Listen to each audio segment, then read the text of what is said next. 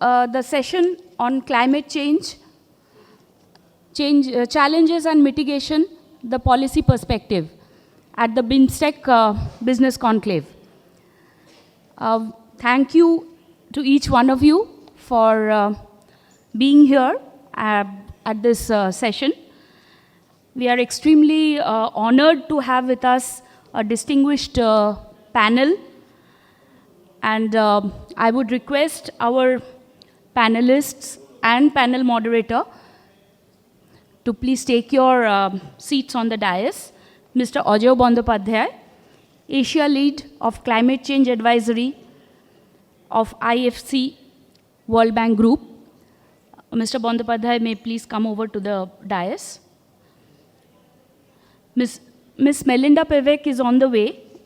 She will be reaching us shortly. Mr. Andalib Ilyas, His Excellency Deputy High Commissioner, Bangladesh Deputy High Commission. Mr. Tandi Wangchuk, Honorable President of Bhutan Chamber of Commerce and Industry. And Mr. Shoaib Chaudhary, Vice President IBCCI and former advisor, Commonwealth Business Council, London. A warm welcome to our panelists.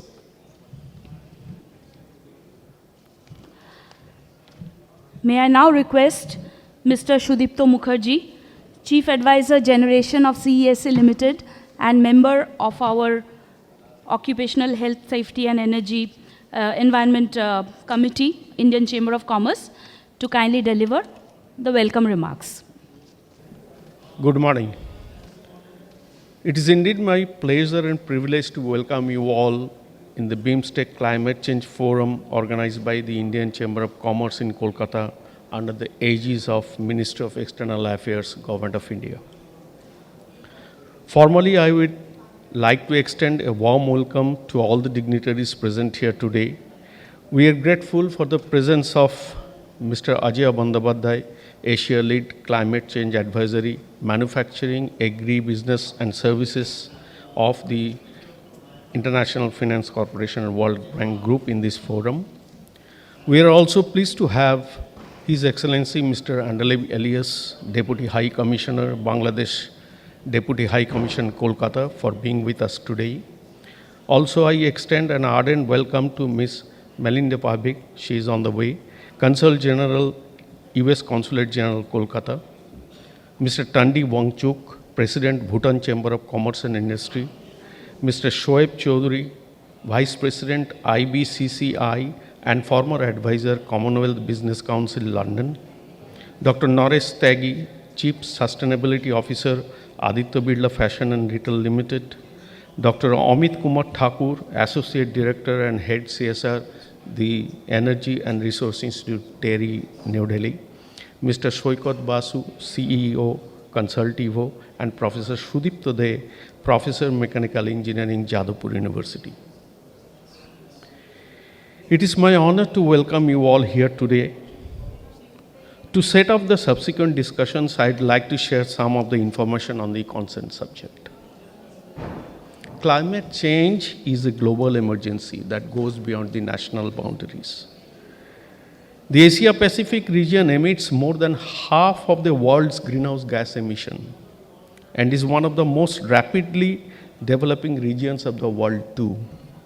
The region is more vulnerable to climate change risks than other parts of the world because of its dependence on the natural resources and agricultural sector, densely populated coastal areas, weak institutions, and poverty among the considerable proportion of population.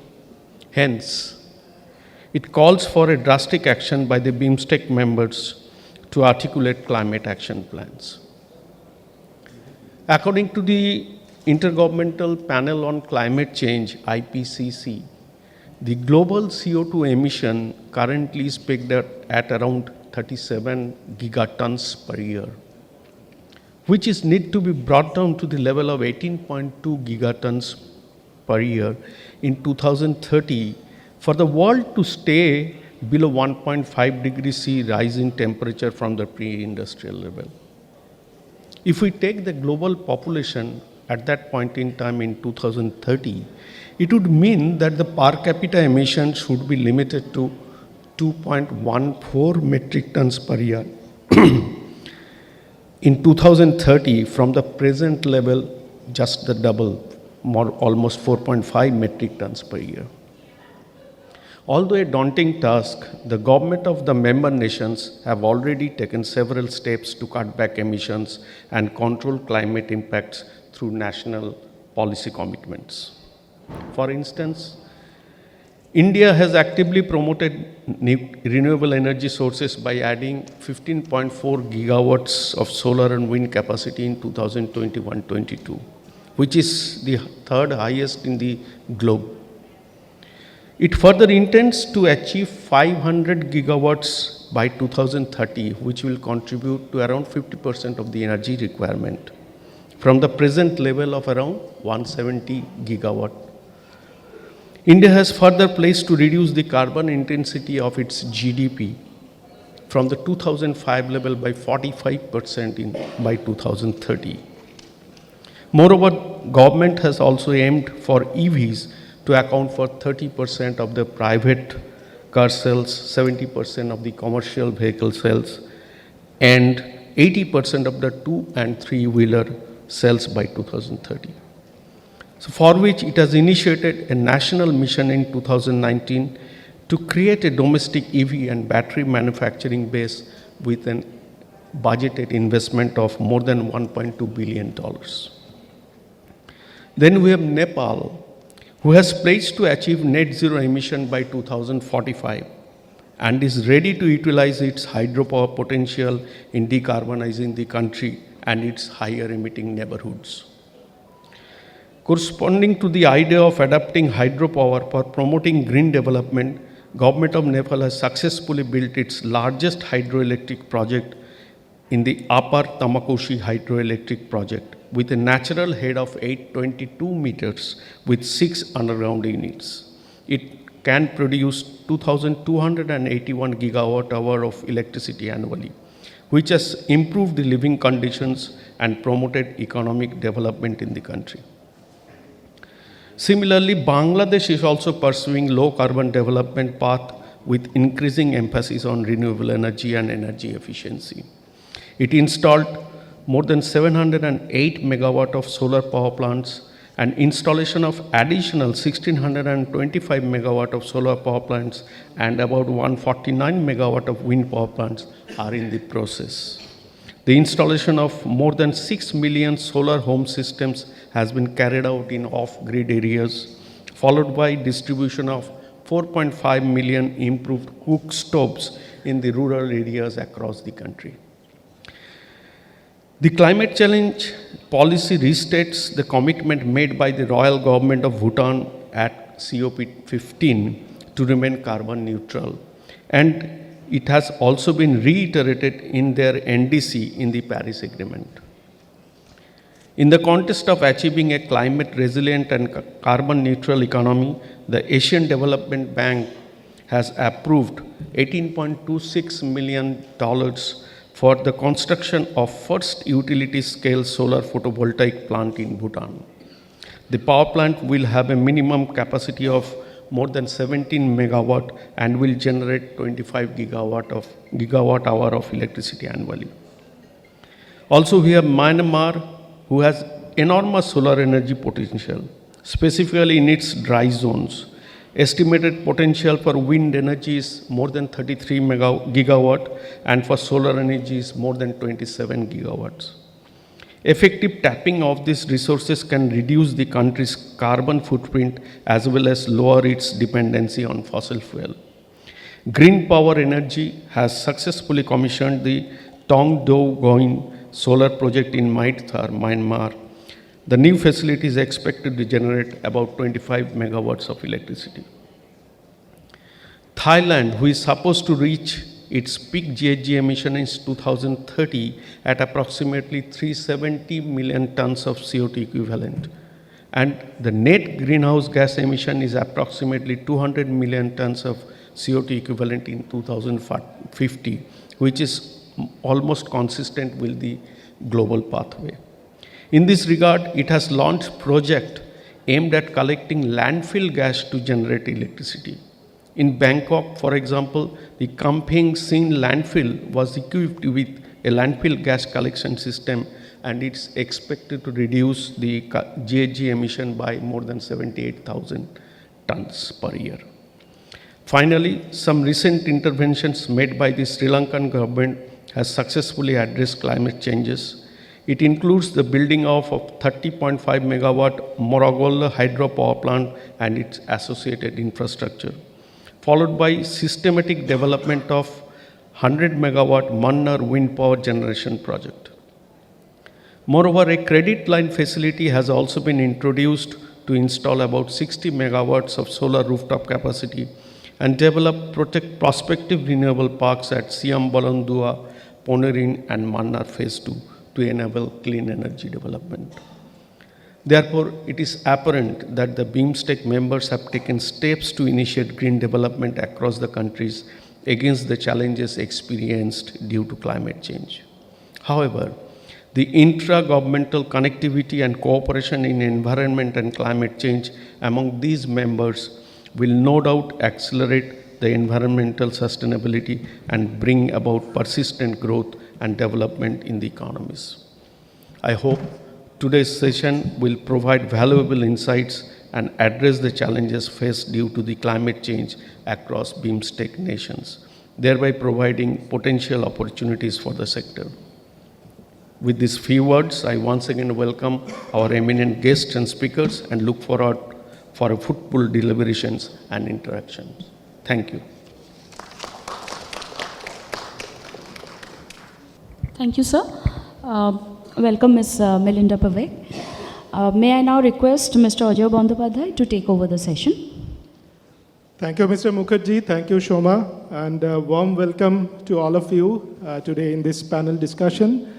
So we have today two panels, essentially. The panel one, which I say the panel of the diplomats. And then we have the second panel with experts and the practitioners, industry practitioners. So let me once again introduce the panelists very briefly. So we have with us Mr. Andalib Elias, His Excellency, who is the Deputy High Commissioner, Bangladesh Deputy High Commission.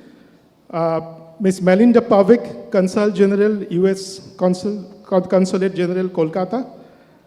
Mr. Tandy Wangchuk, the President, the Bhutan Chamber of Commerce and Industry. And Mr. Shoaib Chaudhary, Vice President, IBCCI, and former advisor, Commonwealth Business Council, London. So you can see very well that we have today both the diplomats who would represent the respective government, and we also have the business diplomats who essentially collaborate between the multiple stakeholders in business and the government, between business and the government. And hope to see a very interesting panel today. Let me first put that whole discussion into perspective, that why we are here and what we are going to discuss today. And I hope to have this whole discussion very focused, since we have very limited time. All of you know that if we look around the world today, essentially we are living in a web of crises. We are navigating from one crisis to another.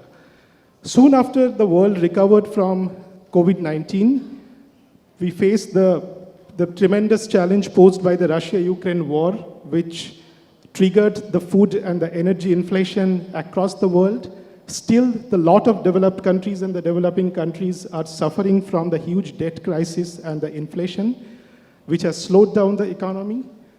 It has created the huge disruption in the supply chain, both in energy as well as in a number of commodities, causing a lot of pain to the manufacturers, to the industries across the world. And then there is a climate change. It's not a new problem, but if we see that almost every year the impact of climate change is intensifying terribly. And the region we are concerned about, the South Asia region, and today we have representative from the South Asian countries, is one of the largest victims of climate change. And if we look at the 8 or 9 major nations under the South Asian continent, now almost every nation, every year faced at least 2 major climate challenges or climate-induced disasters, which has caused so much of pain to the nearly 750 to 800 million of the people who are living just below the poverty line in this part of the world. And the unfortunate thing is that the climate change not only poses the challenge to the future development of the region, but there is a high potential that it will also reverse the whole developmental gain the whole region has achieved by pursuing very friendly social, environmental, and economic policy post-colonization era. So that's the whole challenge, and the whole region is also to some extent in a crossroad. Because it's a growing region, it's an emerging economy. The region has to grow. We can't compromise on our growth. But at the same time, this is the region which is full of informal inhabitants, the poor people, and the region is also urbanizing quite rapidly. So although for South Asia, the per capita greenhouse gas emission is perhaps the lowest, but overall, the total GHG emissions, if we look at, it's quite significant, India being the 3rd largest emitter of the world. However, when we do all the deliberation and the discussions, it's beyond the GHG emissions, another aspect which surfaces, which is the resilience and the climate adaptation. How to safeguard this entire region from the climate vulnerabilities. And that is also going to be one of the major discussion points today. The organization which I represent, World Bank Group, has recently launched, not recently, a couple of years back, an initiative to engage with various government on a study, a multi-stakeholder study, which we call the CCDR, Country Climate Development Report. And the whole objective is to engage with the various stakeholders and develop a more practically traversable path towards more climate mitigating and climate resilient future. And one of the key conclusions of this study across many developing countries is that the country needs both the mobilization of the domestic as well as the international capital. And when I say the international capital, it's just not financing, but it involves technology, it involves best practices, know-how, and many other things. There are 2 major gap areas here. The one is, that if we look at the South Asian countries, the overall fiscal base is quite low. And it's becoming quite challenging on the rise of with the wake of the rising inflation. Some of the economies are slowing down. For example, the Bangladesh is also facing challenges due to slowing down of the export market. There are many such issues which is reducing the whole fiscal space for the government to spend generously on the climate-related initiatives or on the overall government, or the overall development. So we need certain alternative sources of capital. We have seen that mobilization of the private sector capital has not been so effective in the area of the climate resilience. However, it has been very effective and it's growing year by year in the area of climate change mitigation, like renewable energy, like green technologies, etc. And in fact, the green FDI, the green foreign direct investment, is growing 2 to 3 times the normal foreign direct investment across the world. On the other hand, when we talk about climate resilience, it's just not about the climate project.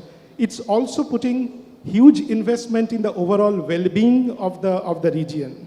Investments in education, investments in healthcare, investment in more productive jobs, so that population over here are better prepared to respond to any such challenges like climate change that it poses.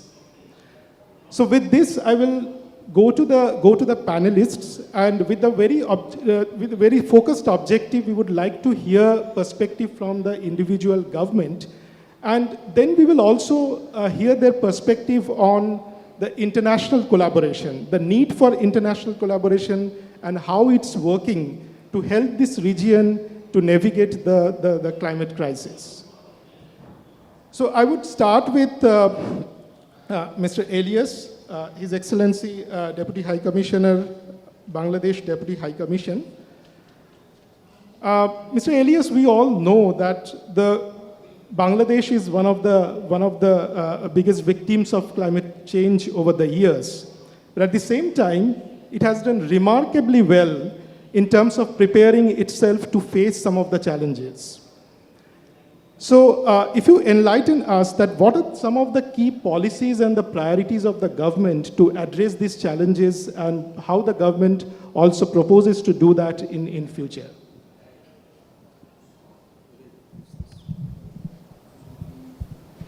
Good morning, everyone. সবাইকে শুভ সকাল. First of all, thank you so much for having me here. It's a topic that is very dear to me, this issue of climate change, particularly being from Bangladesh, where, as Mr. Bandyopadhyay mentioned, without being the polluter, we are one of the most affected victims of climate change. Bangladesh emits roughly around 0.34%, only 0.34% of the global GHG. But again, according to the different statistics, we are probably the 6th or 7th most climate vulnerable country in the world. The problem is, as Mr. Bandyopadhyay rightly pointed out, in climate change there are two aspects, how you address it, the mitigation aspect and the adaptation aspect. The problem here is we are not a polluter, we do not need to mitigate. That's the reality. We need more adaptation. But unfortunately, as of now, private sector is more keen in the area of mitigation, not in the area of adaptation. So this is where we need to work very closely with the private sector and to impress upon them the importance of engaging in the work of adaptation. So my government is basically now almost completely focusing on the area of adaptation. We are probably, as of now, the only LDC that have created on its own a national fund, the Climate Change Fund, completely from its own resources. We have at this moment 2 national funds dealing with the specific issue of climate change, and we have put in around $400 million as of now in the budget, just for addressing the climate change, and we have been working on close to 800 different projects in this area. Then also, there is this body called Global Center on Adaptation, which is a Rotterdam-based organization, and that leads in the area of research for adaptation issues on climate change. And recently, we set up the South Asian office of that body in Dhaka, in Bangladesh, so that we can research and we can share best practices on the issue of adaptation in this region, because that varies, of course, from region to region. We also came up with this, our Prime Minister, she's a very visionary leader. She always thinks very long term. So we have come up with this development plan that is called Delta Plan 2100. So we have come up with this entire development for the 21st century, a 100-year plan, where we will ensure sustainable development, particularly through efficient use of water, because that's one of the areas of our concern. Bangladesh has too much water, too less water, water at the wrong time, and water at the, when we need water, it's not there, and when we do not need it, we get flooded. So that's one of the major problems. So that's why we are working on it, how we can make it more efficient. Last point that I would like to mention here, the role of the government is, again, we have come up with a plan. We are calling it Mujib Climate Prosperity Plan. In our country, it's just known as MCPP. Mujib he was the founder of our nation, father of the nation, Bangabandhu Sheikh Mujibur Rahman. So in his name, we have come up with this climate prosperity plan, because we have proved that Bangladesh is a resilient country. So from climate vulnerability, we have moved to climate resilience, and now we are on our journey to move from climate resilience to climate prosperity. That is why we call it the MCPP, Mujib Climate Prosperity Plan. Basically, these are, I would say, broadly speaking, 3-4 areas where the government is working at the policy level. And of course, then there will come the issue of international cooperation, because climate change is not something that's limited to any national boundary.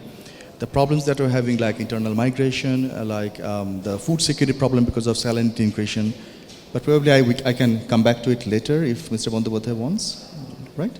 Thank you so much. Thank you, Mr. Elias. I think you touched upon some of the very important points. And the final one is really visionary, that how Bangladesh is now moving from the whole discussion narratives around vulnerability to resilience to prosperity, and that's where creating more wealth out of the opportunities that arises from the climate adaptation and mitigation. So now I would turn to Melinda. Melinda, thank you for having with us in this panel. So we know that Biden administration is a very, very strong advocate on climate change. And we would like to hear from you that what's the perspective of the United States government, especially for India in particular, and maybe South Asia in general, in the matter of climate change, and how do you see climate risk and opportunities as an opportunity to engage more deeply on international trade and commerce and technology, scientific development, so on and so forth? Thank you very much. Thank you so much for inviting me today, and I apologize for my tardiness. We all agree that climate change is a very serious issue, and of course, reading the agenda for this meeting, we recognize that it's impacting South Asia very significantly. As I'm based here in India, I'll talk about some of the US-India engagement, and specifically, of course, because the United States and India are some of the largest emitters of greenhouse gases. And therefore, we have both a responsibility and a leadership role in working to identify what the risks are and respond to them as opportunities for trade and investment and science and technology partnerships. We have a critical role, and we recognize it. So how we take on this role is a part of the discussions at the highest levels of our government. For example, just yesterday, U.S. National Security Advisor Jake Sullivan finished a 2-day visit to India. And during his visit, he met with Prime Minister Modi, with External Affairs Minister Jaishankar, and his Indian counterpart, Ajit Doval. Sullivan and Doval, during their meeting, unveiled a roadmap for cooperation under the U.S.-India Initiative on Critical and Emerging Technologies, also known as ICET. And I mention that because our partnership under ICET is one of many clear opportunities to collaborate on and use critical and emerging technologies to combat climate change, our nations together. So allow me to highlight a couple of substantive areas of focus that are connected to ICET or to other programs that we have ongoing. The first substantive area is, of course, clean energy. And so everything we do runs on energy. As we know, some nations have used more energy, like the United States. Other nations are still developing and therefore need access to clean energy in order to do that. We must rapidly deploy renewable energy sources and pair them with energy storage technologies that can provide reliable 24/7 power. India is already the third largest deployer of renewable energy generation globally, with 10 to 12 gigawatts of renewable energy capacity coming online annually. The US electric power sector added an estimated 14.5 gigawatts of solar generating capacity and about 8 gigawatts of wind capacity during the 12 months ending May 31st, 2023. So both of our nations are working on converting to clean energy. But for India to meet its 500 gigawatt goal by 2030, it needs to triple the pace of its current deployment. So we're working very closely with India to see how that can be done while the United States also continues to retire our power generation that comes from fossil fuels and replace it with zero carbon sources. Expanding solar and wind power capacity, as well as investing in technologies such as battery storage and pumped hydro storage, are critical elements of this. US and Indian companies are both investing in solar panel, solar cell manufacturing capacity, and new and advanced battery development. And a lot of that investment is being supported by different government programs, including the US Development Finance Corporation, DFC, and the US Inflation Reduction Act. both of which are helping to finance and promote these efforts. And so that's one of the policy efforts of the Biden administration, is to make sure that there's money available in order to promote these changes. It's also a reality that the more efficiently the US and India build solar panels, solar cells, and other advanced battery techniques, the cheaper they become to manufacture. And the cheaper they become to manufacture, the cheaper they are to implement. And that makes them available not only to our nations, but to nations globally. The second area that we're focusing on is the transportation sector. Human beings and the goods that are produced by our economies are hypermobile in our current supply chains. And so we must rapidly transition our transportation to zero emissions vehicles and to enhance transit systems that will reduce the emissions from the transportation sector. This sector is actually the largest source of overall emissions in the United States, and it's an important and rapidly growing share of India's emissions. Local, state, and national governments have huge opportunities here to use their policymaking authorities to encourage investment in electric vehicle infrastructure, support the development of charging technologies, and expand clean public transportation options. But just as importantly, these solutions require clean energy to power them. So transitioning to electric power does little if we're continuing to use fossil fuels and coal and other dirty inputs to power those new clean technologies. If we don't transition, we also don't get the second benefit, which is that when we change, we also improve air quality.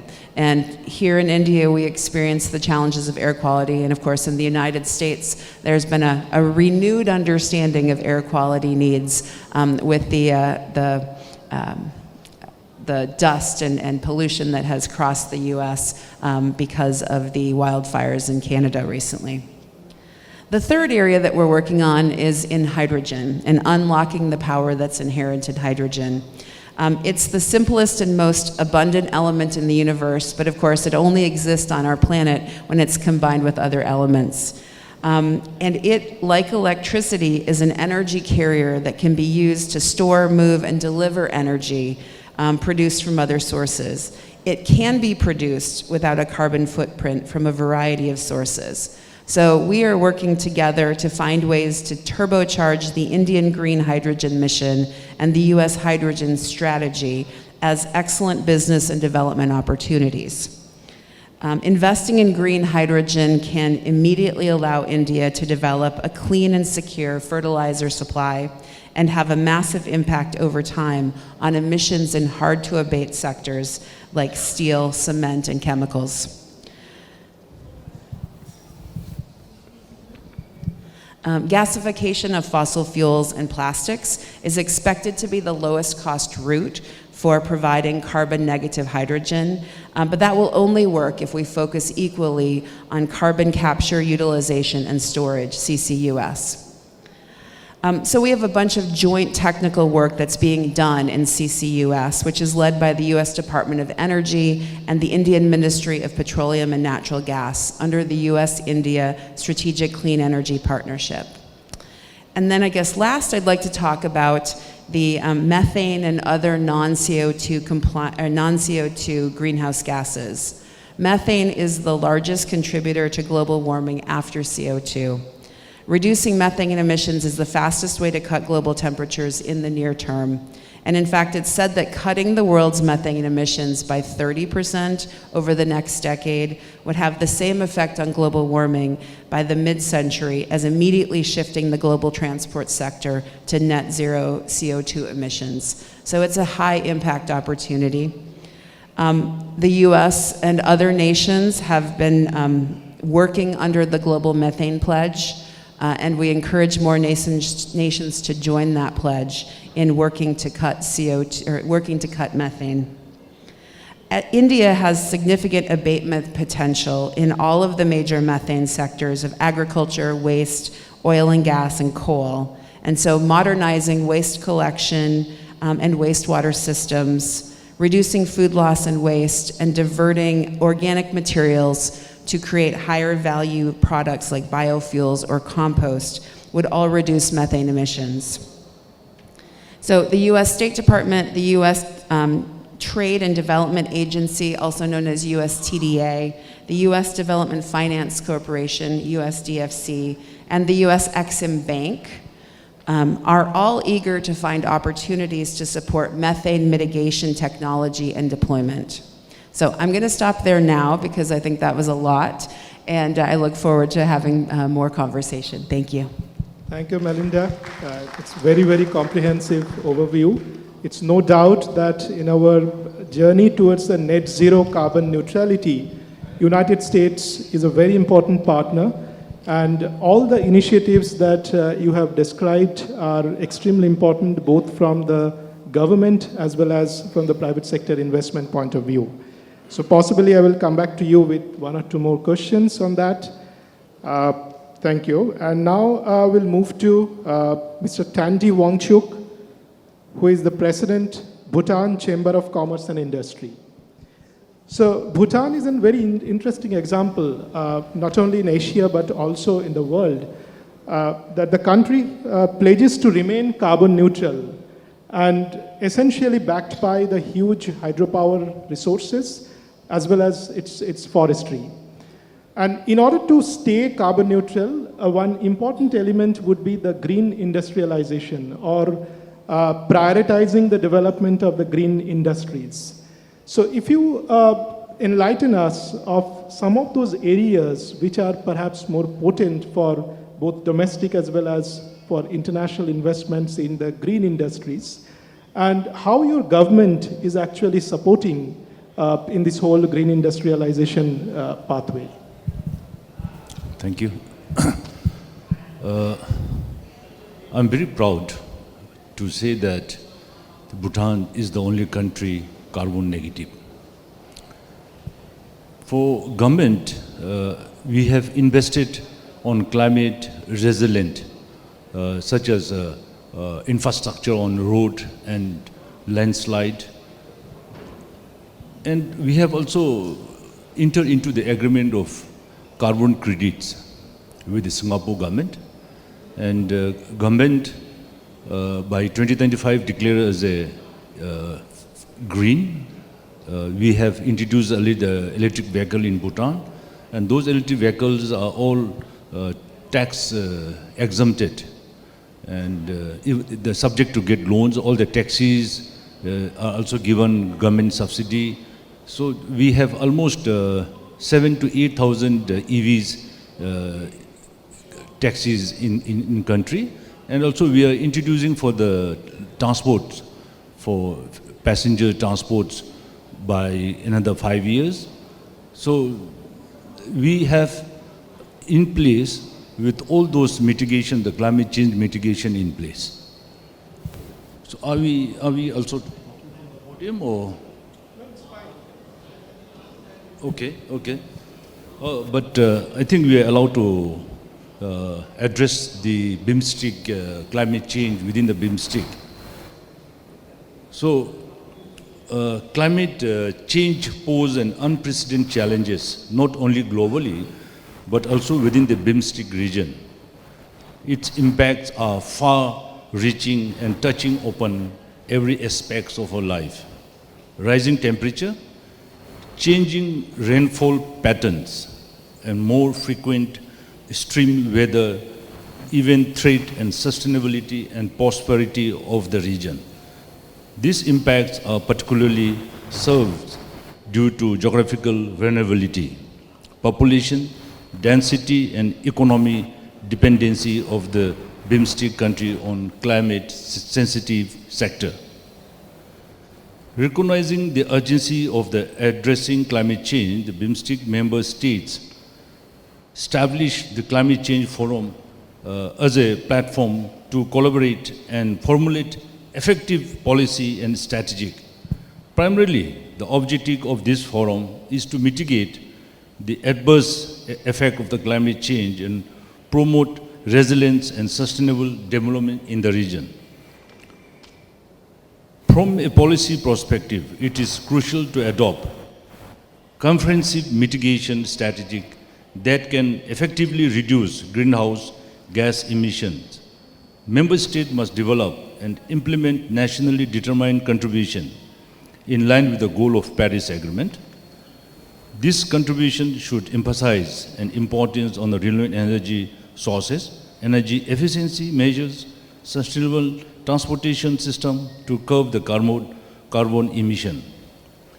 Policy frameworks such as carbon pricing mechanism can play a vital role incentivizing low carbon investment and promotions clean technology by internalizing the cost of carbon emissions.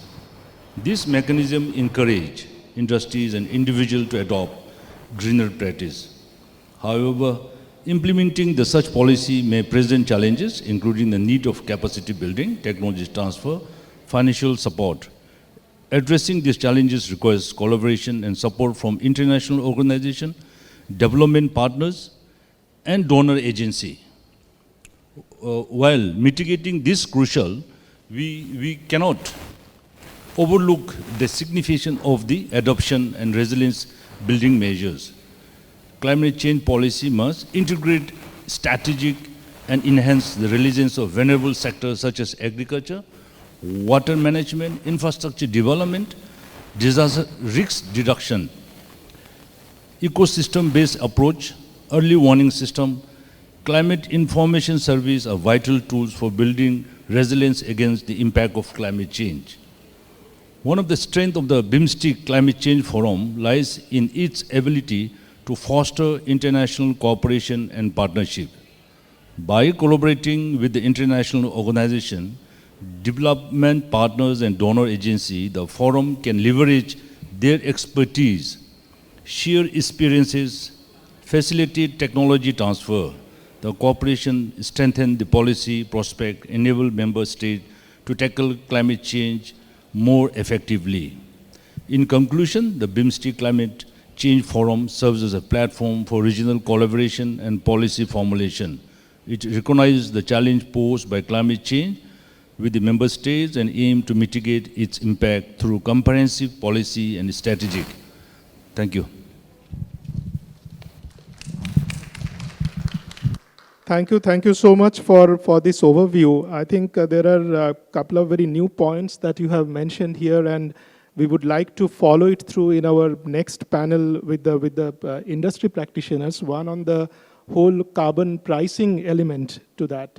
And this is evolving very fast in a very new landscape, especially for a country like India, Bhutan, Nepal, and the whole geography.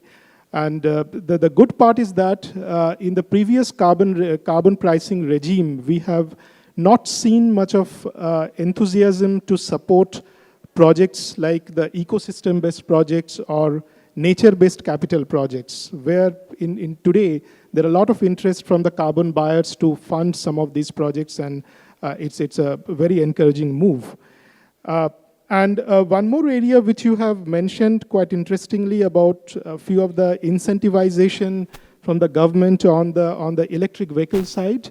And in fact, I personally worked quite a bit in Bhutan with the government on the number of initiatives, and quite encouraged to see the government's stance on a number of things. On electric vehicle, you have mentioned.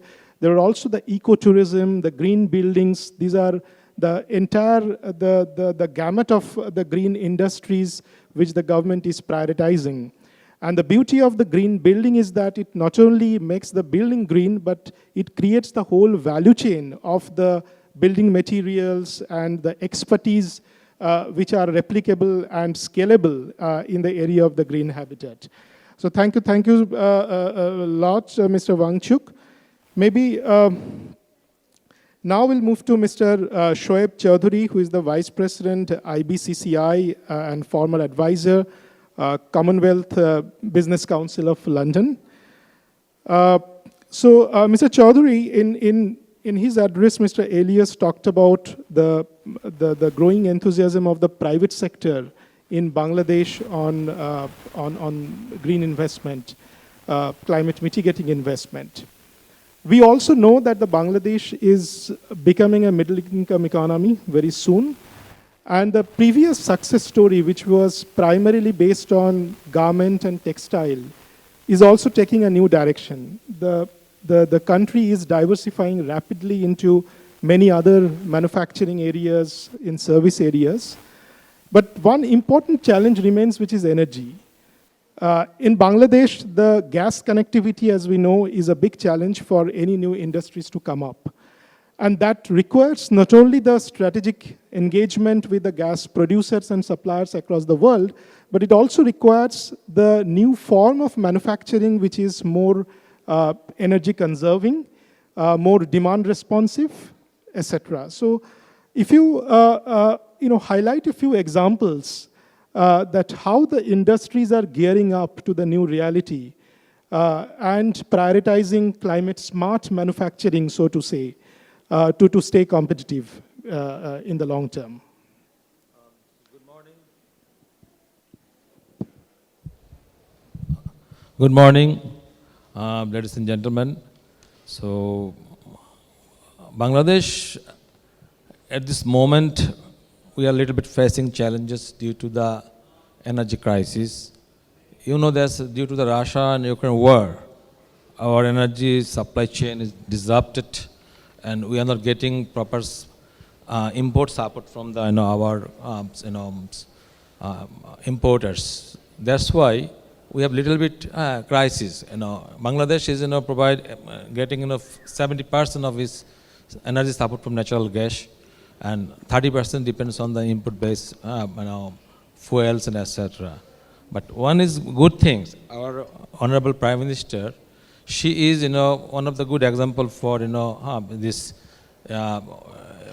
take the proper initiative to tackle the climate change, and she also awarded for the UN Champions Environment Award in 2016 for her outstanding performance. Bangladesh is mandatory to use the clean energy like renewable energy in every homes and every industries. At the industry sector, we have to 30% depends on the renewable energy. This is one of our success story. So at this moment, we are facing biggest challenge regarding the whatever the another panelist said, carbon emissions. This is one of the biggest challenge for us. And you see, when you see the newspaper, this in Delhi air pollution and Bangladesh Dhaka air pollution is always come up the newspaper headlines. So we have to think about this issue, how to reduce this.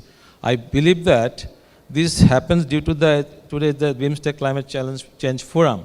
We have to think who is our biggest neighbors for industrialization issues. I think the Chinese industrialist issue is the biggest threat for us because of their chemical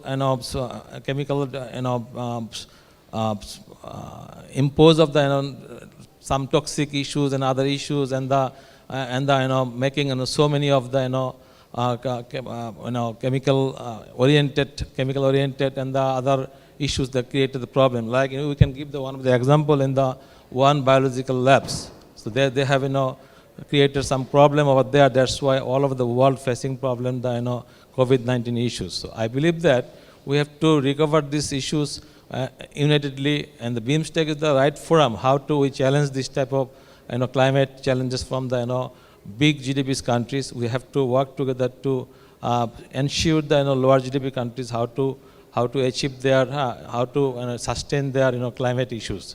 And at this moment, you see the sea level is rising, and Maldives is getting the serious problem, as well as the other countries like Himalayas also is losing its heights. So we have to work unitedly how to challenge this issues. I believe that today is the right forum. We have to make united policy frameworks how to tackle these challenges. And last year, the COP26, our Prime Minister in 2021, she asked to all nations, we have to work to these issues. I believe that if we work together to ensure the peace in all over the world, it will help us at this moment, the crisis in Bangladesh. Thank you very much, everybody. Thank you, Mr. Chaudhary. I think I would just also like to add a couple of points here, especially for Bangladesh and knowing this country quite intimately for a long time, the two very important initiatives I've seen is really working and helping the industries to move to a more climate-friendly, climate-resilient production process. One on the financial institution side, where Bangladesh has introduced the green banking policy quite a few years back, and that's a Bangladesh bank-driven policy where every bank has given a portfolio to manage and develop further with a green industry, green projects pipeline. And initially there were few restricted sectors, but it has now expanded quite a bit. So there is a push from the financial institution side. Second, which is very important not only for Bangladesh, but it's a very good example also for the whole region, because this whole Bimstec region or South Asian region is also a big suppliers to the bigger brands. So Bangladesh has numerous garment, textile manufacturers or light manufacturing industries which are supplying to some of the prominent brands of the world. And now it's Myanmar, now it's Thailand, Vietnam, all these countries are doing, India also doing is quite opportunistically. Now, in Bangladesh, there was a program which was in fact driven by IFC World Bank Group with the help of the donors from both the US as well as the EU, which is called Partnership for Cleaner Textile. And the whole objective was to clean up those suppliers eventually so that they remain competitive over a period of time. And this is, again, an example that how this whole supply chain can essentially move towards a more green supply chain. And whatever financing which would be required for the suppliers, it remains a challenge because many of these suppliers are actually the SMEs, and they need a different kind of financial tools and instruments for support. And there is an example of the green banking. So these are very encouraging example, I should say, and the example which can be replicated across the region from Bangladesh. So I think we almost come to the concluding part of the session. We don't have much time, but I would like to ask one final question to Mr. Elias. If you could broadly highlight that, how do you see the whole role of international cooperation for a country like Bangladesh to move to a more climate resilient future? Thank you so much for giving me the floor again. I'll make some very quick points, and I'll pick up from the last point that you mentioned about the supply chain. Although I'm not from the industry, but I have been dealing with this issue for quite some time. You see, out of the, Shoaib, correct me if I'm wrong, out of the 10 greenest factory units in the world, 6 or 7 are established in Bangladesh. Out of the 10 globally, 6 or 7 are in Bangladesh. But that costs. That makes your production more expensive. Are we getting compensated accordingly? Our investors are investing a lot, our entrepreneurs are investing a lot to ensure that the products are green, but that has to be appreciated by the consumers as well. Consumers will have to be ready to pay the extra cent to ensure that they get a green product. That's where I think probably the governments can also interfere, governments can step in. So that's a policy issue that I will reflect to Melinda here. Now, regarding the problems that we're facing and where we need international cooperation, the issue of South-South cooperation very often comes up. I'll take it one step further and I'll say South-South-North. Let's make it a triangular cooperation. That makes it more feasible, more practical. Out of the 7 Bimstec countries, 5 are directly affected by sea level rise because of the global warming. Nepal and Bhutan are directly affected because of GLOF, the glacial lake outburst floods. So we all are being affected by the global warming. Because of this global warming, particularly in Bangladesh, we are a very densely populated country. We are seeing a lot of internal migration because of sea level rise in the coastal area. And since it's a country crisscrossed by the rivers, because of river erosion, people are moving out. So is this migration, will it only be internal? I have my doubts. It will become an international issue. So we have this food security problem because of the intrusion of salinity. Then we will have the migration that will be cross-border in many cases. That will impact the societies, the economies, and I'm afraid the overall structures of the states. So that's a major issue that we're talking about. Regarding collaboration, we have to understand the impact of it, we have to understand the gravity of it, and we have to work together, particularly in Bimstec, because we are more or less having the same problems. Good news, we are already working on it. Just 2 weeks ago, there was this meeting in Delhi on how we can manage Sundarban together, India and Bangladesh. You talked about the green energy. Melinda talked about the clean energy. We have a lot of potentials of clean energy in Bhutan and Nepal. How we can tap into that, how we can collaborate.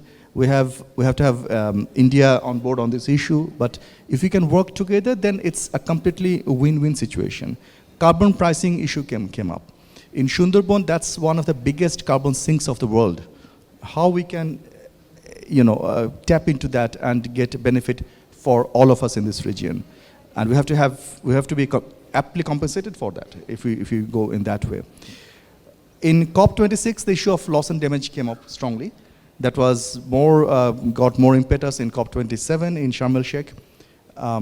This is one area where we can all work together, how to quantify it, how to come up with an effective financial mechanism, because L&D is one area where Bimstec should be have a prominent role. Last point is, Bangladesh, as I said just now, a riverine country, and in our country, boat is very important for us. So in our everyday life, everyday thought, we have this issue of boat. And we say that for a boat, it's not enough that it does not capsize. You have to ensure we all are on the same boat. You have to ensure that the boat, you just cannot be happy with keeping the boat afloat. You have to ensure that it's strong, it's safe, and it's made in such a way, it's maintained in such a way that your next generation can use it. That's my last message to all of you. Thank you so much. Thanks a lot, and I'm really glad that you raised this whole issue of the climate migration, because today climate change is not only a threat to economy, but it's triggering the whole humanitarian crisis across the world, and it's an issue for this region, as well as if we look at the African region, is the same potential threat exists. So, Melinda, some parting words from you on international cooperation. Thank you so much. And I agree completely with Andalib that we do have to have a strong, safe, secure boat, and it relies on all of us to work on building it together. When I think about climate change and I think about how we need to transition to clean energy and transition our economies, I think about it in terms of, personally bad habits. We all have bad habits. Maybe you don't, but I do. And I know that when I try to change my bad habits, if I have a bad habit I've had for a week or two, it's easier to change. I can just say, all right, I'm not going to do this. And that neural pathway in my brain is not strong, and I'm able to use willpower to get through it. So some economies, when it comes to the use of non-clean technologies, have bad habits that are not as ingrained, and it's really wonderful. Bhutan has done a wonderful job of remaining carbon neutral and carbon negative. But there are a lot of economies in the world that aren't in that same place. And so we've got deeply ingrained bad habits. And what does it take to change a bad habit? It takes the ecosystem, the frameworks in place that remind us that we have a goal to change to a good habit. It takes the reality and the processes and policies in place to make sure that when we go to fall back into our bad habit, somebody says, no, no, no, you can't do that. And that's the role of government, but it's also a role of business. It's a role of individuals. And I think that we've had some really good points here about the importance of consumers, the importance of the public, where people choose to invest their retirement accounts, where people choose to invest in businesses, where they choose to invest in clean technology in their operations, how they choose to mitigate the global impact of the products that they make. I think all of those are parts of the ecosystem that help us to change our bad habits to good habits. And so I do think it's important for all of us to ensure that we continue to look towards what is the future that we want to leave for children, what is the future that we want to leave for the next generation, and we need to do it in such a way that we don't think about it only as a one-day willpower. It's something we're going to make mistakes, we're going to learn from those mistakes, but we have to keep moving in that same direction, because it's not only just about the boat being strong and secure, but it's actually about the boat going in the right direction. So, thank you very much. Thanks a lot. I think you touched upon the important issue of the sustainable living, and where there is a joint responsibility for the consumer, for the citizens, and the role which government can play by nudging us towards that future. And this whole nudging is very important, whether it's through soft nudging or hard nudging, through a series of the policy instruments that we leave it to the government. We just not leave it to the government, but we also have a role to play to educate the government, to engage with the government quite actively so that the right policy instruments are in place. So with this note, I would conclude this session and thank each of the panelists for very, very interesting and the thought-provoking perspective of your individual country as well as for the whole region. Thank you so much.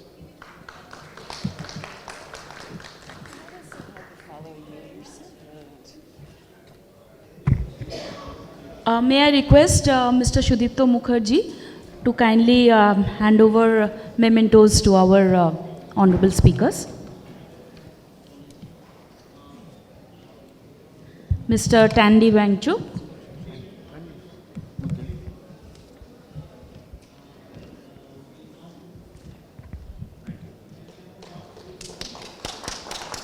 Mr. Andalib Ilyas.